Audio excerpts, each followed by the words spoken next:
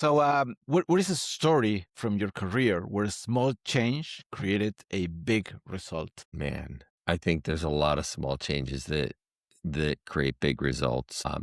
And from one little mindset shift to going out there and doing a talk or a keynote, changing a headline, changing the first message, putting an automation sequence in place, nurturing leads for a long period of time, having a big, audacious goal and putting it out there and just making things happen. I wish that I could say there was just one. I'll give you an example. When I was a speaker with Tony Robbins and Chet Holmes, I didn't get paid unless I actually sold coaching or consulting or their programs. And so I'd be speaking to entrepreneurs all the time and we're solving problems. And this one little change in the script that I had an idea um, made I was able to within 30 days increase their enrollment rate into programs by 63.4%.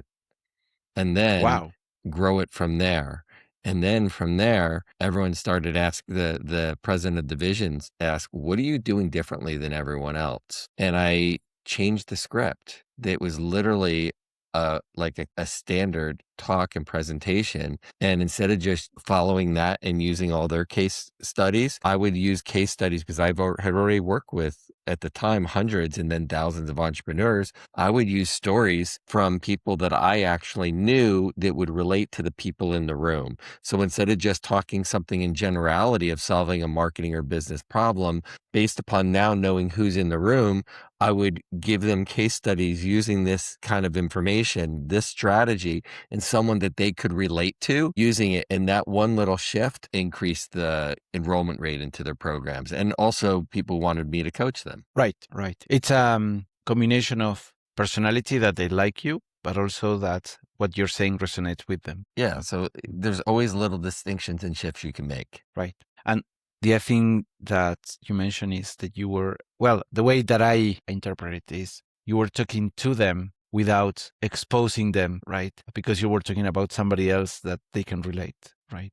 Yeah, and then you're having a conversation with them versus talking to them. And the funny thing is the entire company's enrollment rate went up once I shared what I was doing, and then we started meeting every week to go through each of the strategies and how I was presenting it versus others. Right, right.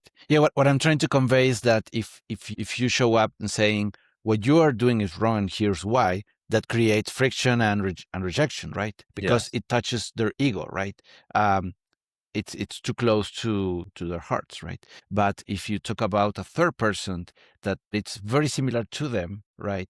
You can talk about them through the example, right? You talk to their unconscious mind without them even knowing it. Right, right, right. And I think that's a much resonates more with people because you're not talking about something that it's a generic example. You're talking about something that can resonate with them, that they can feel represented with the example, right? But still being safe for their ego, right? I mean, we all have our own egos that whether we like it or not, if somebody give us feedback, it's hard to hear feedback, right? It's not easy, right? So interesting. So